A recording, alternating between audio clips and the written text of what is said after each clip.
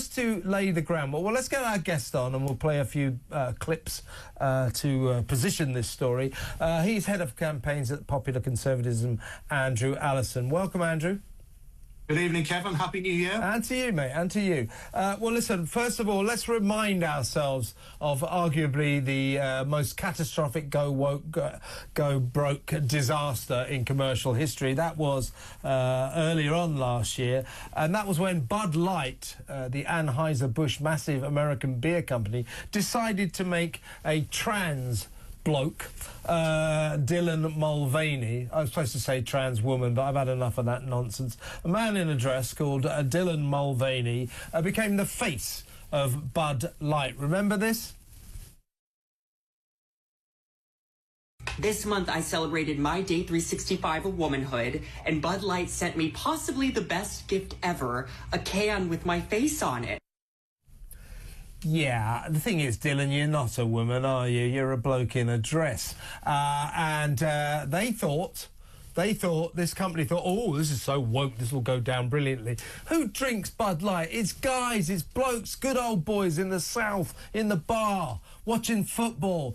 They hated this, and their profits plummeted, and they had to, about a month later, completely go into reverse and come out with a new advert full of blokes on a balcony drinking it in order to recoup their losses. Absolute disaster.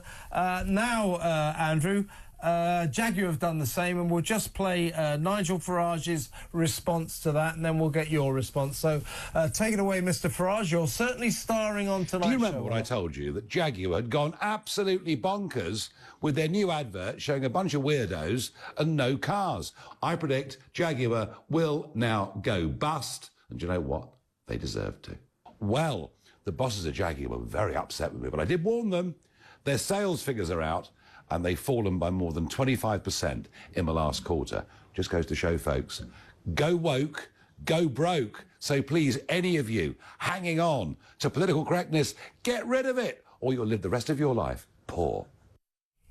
Well, that's the Nigel Farage that we love and admire. I'm not so sure I admire him quite so much about wanting Shamima Begum to come back to Britain, but there you go. He's on a journey, it looks like. Yeah, Andrew, anyway, so what are your thoughts? I mean, we all knew, didn't we?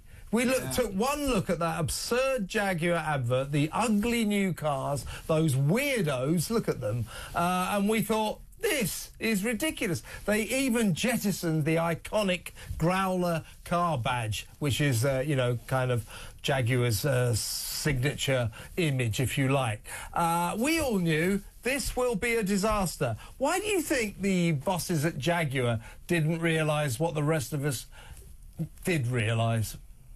I think at the time, Kevin, I read that the bosses at Jaguar were trying to get new customers, a younger customer for Jaguar cars. But I mean, how many people in their, say, their mid-20s or into their 30s, people who've got mortgages around their necks and people who've got young children, how many of them can actually afford a Jaguar car? And when we're talking about a premium product here, a luxury motor car, it tends to be those people who are approaching their end of their working lives, whose children have grown up, of paying off their mortgages, who can actually afford one of these cars. So it strikes me as if Jaguar Land Rover has just completely forgotten what its market is and who those people are.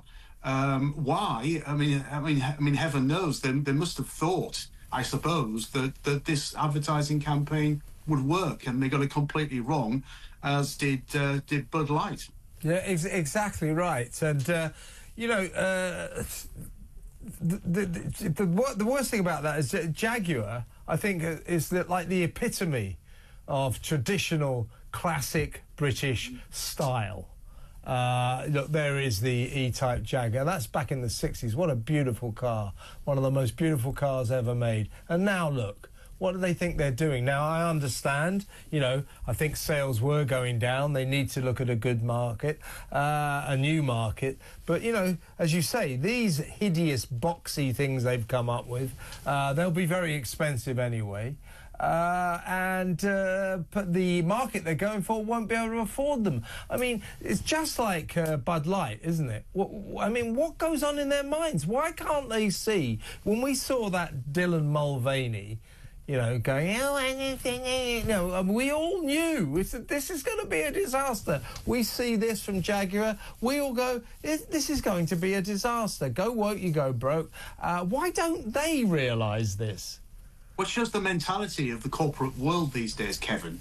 At one time, businesses never used to get involved in sort of anything to do with politics. They just used to keep out of it. You might have had the old local business sponsoring a dinner at the Conservative Club, or someone who owned a business and may have been a little bit more left-wing, supporting a trade union football team or something like that. But that was about as far as it went.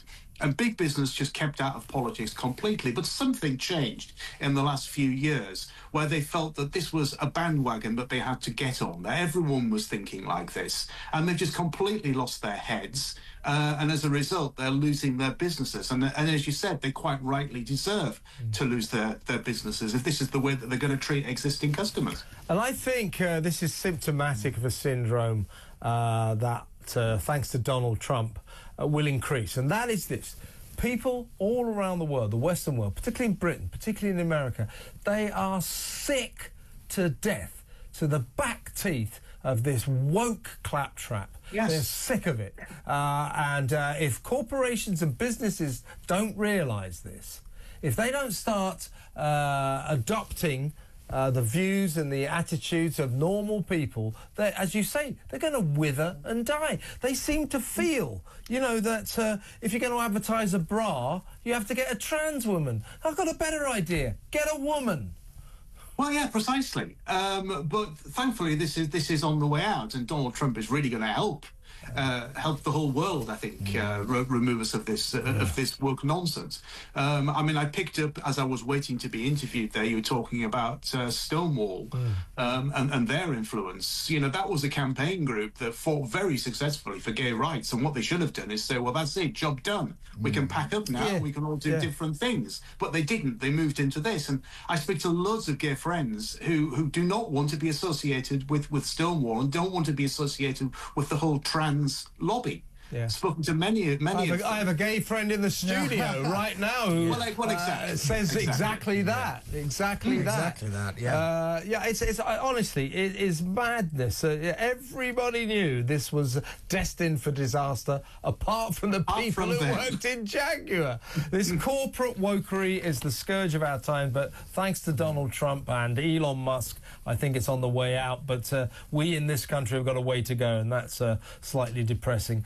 Andrew, come on again soon. We'll talk longer, but thank you very much for your time. Andrew Allison there, Head of Campaigns at Popular Conservative. Thanks for watching.